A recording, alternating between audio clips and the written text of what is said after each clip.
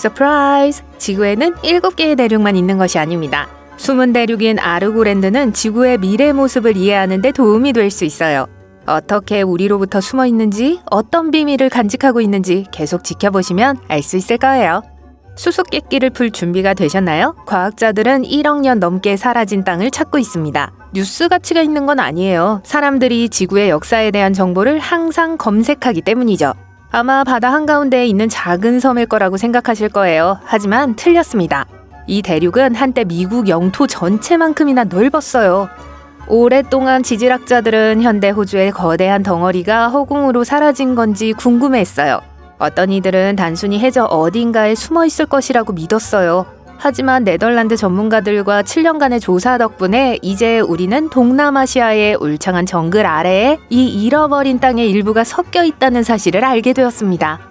요즘 지리교과서에 나오는 대륙은 흩어져 있는 퍼즐 조각과 같아요. 직접 확인할 수 있는 좋은 실험도 있어요.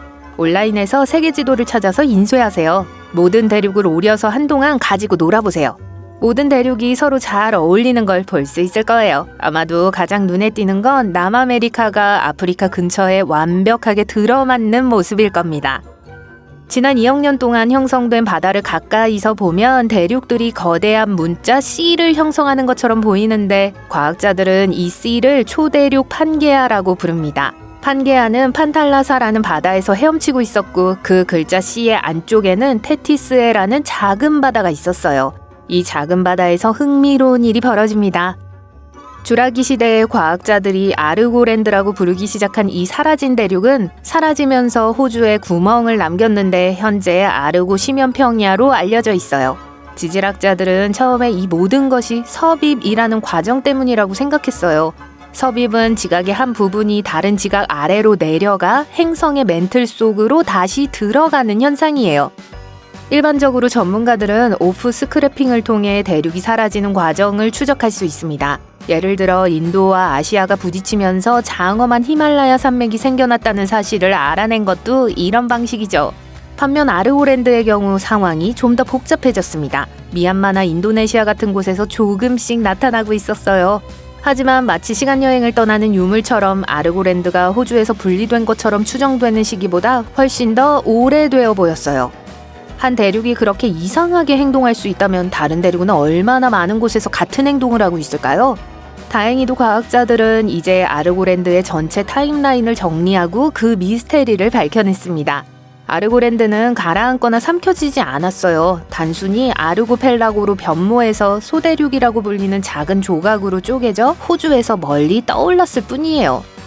이 미니 대륙은 동남아시아 정글에 정착하기 전에 약간의 여정을 거쳤습니다. 이 발견은 전체 판게아 퍼즐에 딱 들어맞아요. 이 발견을 통해 대륙이 어떻게 분리되고 구성되는지 더 잘 이해할 수 있고 과거의 생물 다양성과 기후의 비밀을 밝혀낼 수 있습니다.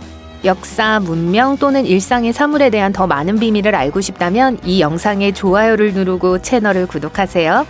예를 들어 인도네시아에 보이지 않는 종의 경계선의 숨은 미스테리 같은 거 말이에요. 영국의 탐험가 알프레드 러셀 월리스의 이름을 따서 월리스 라인이라고 불려요.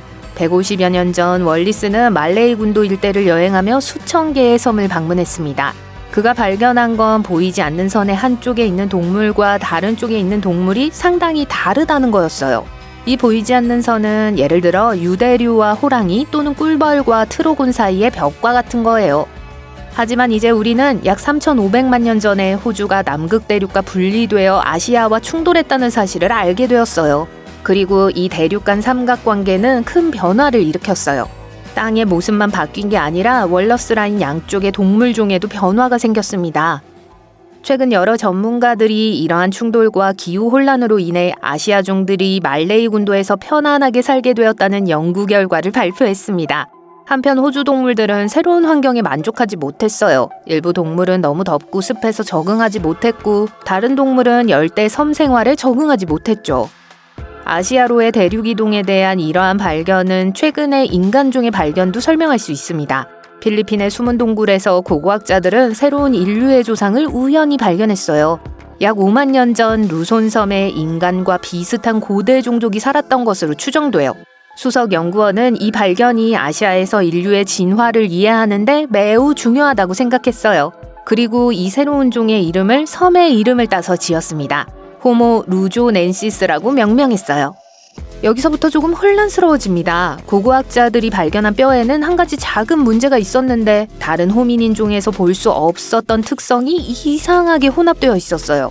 우리와 비슷한 작은 이빨과 고대 인류의 조상과 더 유사한 손과 발이 그것입니다. 특히 이 인류종과 오랫동안 사라진 남부 지역을 연결해 준 것은 바로 이 예스러운 팔다리였습니다. 오스트랄로피테쿠스 아프리카누스처럼 원시적인 모습을 하고 있기 때문이죠. 이 두 종만이 200만에서 300만 년의 시간과 진화 과정을 거쳐 분리됐어요. 많은 사람들이 궁금해하는데 호모 루조넨시스가 정말 새로운 종일까요? 모두가 확신하는 건 아니에요. 하지만 이게 생물도 우리 밑에 있는 땅에 끊임없는 이동에 영향을 받는다는 사실을 설명할 수도 있어요. 우리가 사는 동안 크게 변하지 않았다고 해서 대륙이 영원히 이런 모습일 것이라는 의미는 아닙니다. 이 거대한 대륙에서 진화한 대륙은 미래에도 비슷한 위치에 있을 가능성이 높아요. 이와 관련해서 한 유럽 대학의 지질학자가 지구의 초대륙의 미래를 예측하려고 시도했습니다. 그는 1755년 포르투갈에서 발생한 지진을 출발점으로 삼았는데요. 이 지진은 지각판이 원래와 조금 다르게 움직였을 때 발생했습니다. 수년간의 연구 끝에 그는 2016년에 한 가지 이론을 내놨어요. 지각판 사이에 실밥이 떨어져 나가면서 더 큰 파열이 일어날 수 있다고 믿었죠.